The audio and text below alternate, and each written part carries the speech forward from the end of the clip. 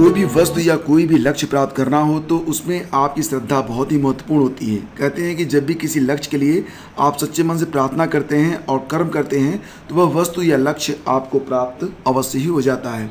गोस्वामी तुलसीदास ने भी लिखा है, जहीं के जहीं पर सत्य स्नेहु सो तहीं मिले ही न कस संदेहु।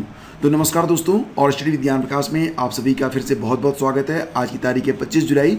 आइए शुरू करते हैं दैनिक रोजगार समाचार। और देखिए, अगले 8 माह आपके लिए बहुत ही अहम होने वाले हैं। थोड़ी सी मेहनत आप कर लेंगे तो एक गवर्नमेंट जॉब आपको जरूर मिल जाएगी। तो यहाँ पर UPSSC के माध्यम से लगभग 33,700 पदों पर भर्ती की तैयारी कर ली गई है। UPSSC ने नया नोटिफिकेशन जारी कर लिया है, जिसके बारे में कल रात मैंने आप लोगों से चर्चा की थी। तो दोस्तों, अगले माह 20 अगस्त को पेट की परीक्षा होगी और पेट की परीक्षा के बाद नौकरियों का जो पिटारा है वो खुल रहा है और लगभग 30,000 के आसपास जो पद हैं वो सिर्फ पेट के आधार पर ही भरे जाएंगे।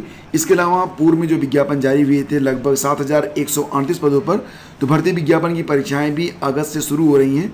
प्रारंभिक अर्थात परीक्षा परिणाम निकलने के बाद 22,794 पदों पर नई भर्तियां भी करवाई जाएंगी। तो मिला जुला कर ये जो अगले 8 माह हैं ये आपके लिए बहुत ही अहम है।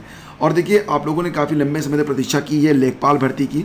तो आपको बता दें कि राजस्व लेखपाल के लिए 7,882 पदों पर नवंबर में परीक्षा होगी, लेकिन ये परीक्षा आप तभी दे पाओगे जब आपने पेट की परीक्षा अच्छे स्कोर के साथ क्वालिफाई करी होगी। तो इसके अलावा पेट के आधार पर स्वास्थ्य कार्यकर्ता, किसी प्राविधिक, गन्ना पर्यवेक्षक, कनिष्ठ सहायक, आशुलिपिक, एक्सरे और एक्सरे प्राविधिकी, प्रयोगशाला और एक्सरे प्राविधिकी के लिए बहुत सारे पद हैं और इन पर जो परीक्षाएं होनी हैं वो नवंबर से लेकर मार्च में प्रस्तावित हैं। आपको याद होगा कि समाज कल्याण पर्यवेक्षक और ग्राम विकास अधिकारी यानी कि BDO की जो परीक्षा हुई थी उस पर भी मामला फिलहाल अभी कोर्ट में है, लेकिन अगर उस पर पुनः परीक्षा होती है तो ये परीक्षा कब होगी? ये मार्च में होने वाली है।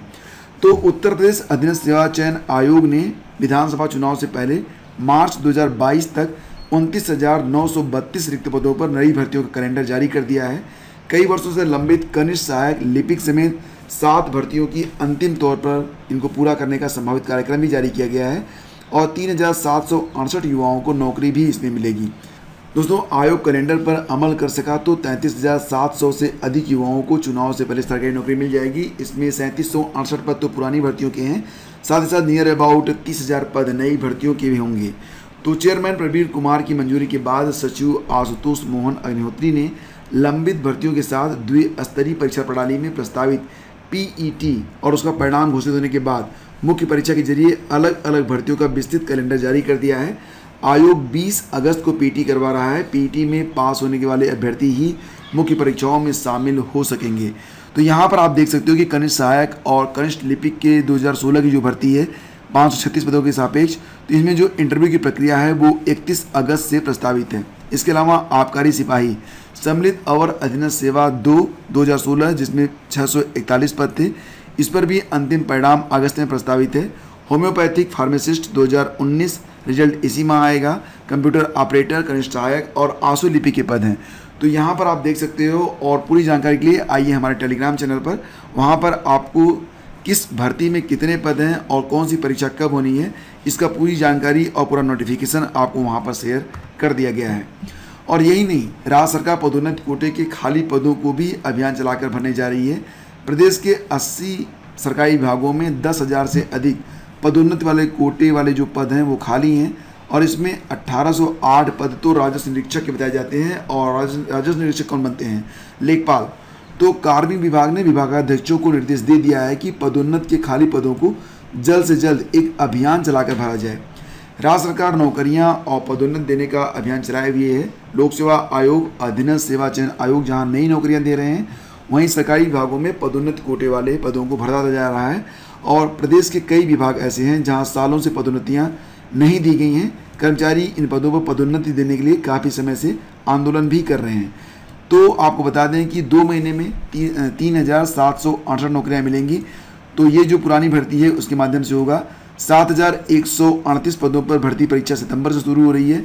कुल मिला के देखा जाए तो मार्च 2022 तक आपको लगभग 30,000 पदों पर यहाँ पर परीक्षाएं देने और नौकरी लेने का सुनहरा अवसर प्राप्त हो रहा है।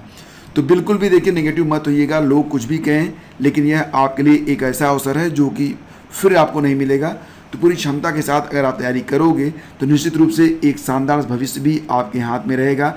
और दोस्तों 10वीं और 12वीं कक्षा का परिणाम भी घोषित कर दिया गया है CISE के लिए। तो CISE ने शनिवार को 10वीं और 12वीं कक्षा के परिणाम को जारी कर दिया है।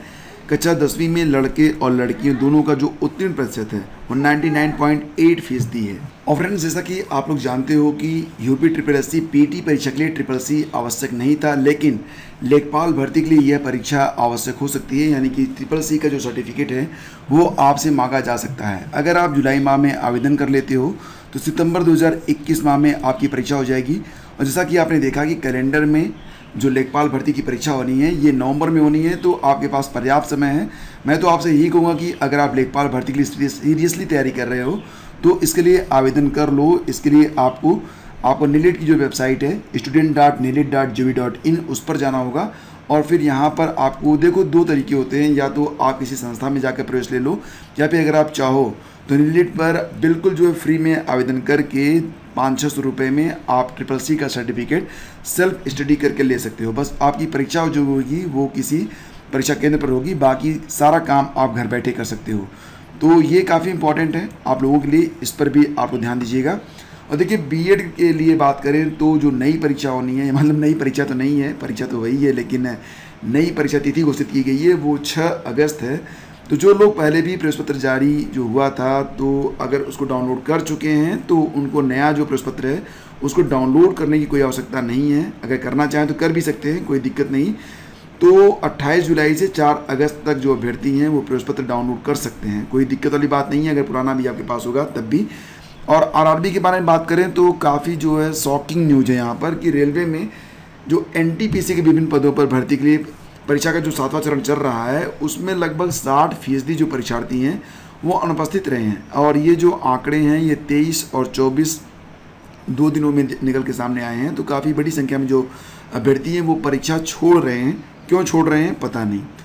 LT ग्रेड के बारे में बात करें तो सामाजिक विज्ञान और हिंदी में नियुक्ति के लिए इसमें पोर्टल ओपन है 28 तारीख तक, लेकिन यहाँ पर 300 चयनितों की नियुक्ति में OTP का अवरोध आ रहा है। हालांकि ये जो अभ्यर्थी थे जब इन्होंने मूल फॉर्म भरा था तो उसमें जो ईमेल ID और मोबाइल नंबर उन्होंने डाला था, बाद में उन्होंने वो नंबर बंद हो गया था, ईमेल ID बंद हो गई थी, तो उन्होंने इसके लिए फिर से आयोग में जो है डेटा अपडेट करवाया था। लेकिन जो डेटा निदेशालय को प्राप्त हुआ है उसमें पुरानी ईमेल ID और पुराना नंबर ही है जो अभ्यर्थियों के पास नहीं है। और अगर नहीं है तो उनको दिक्कत तो हो ही रही है और काफ़ी दिक्कतें हो रही हैं। फिलहाल जो अभ्यर्थी हैं ये आयोग पर जाकर अपनी बात रख रहे हैं।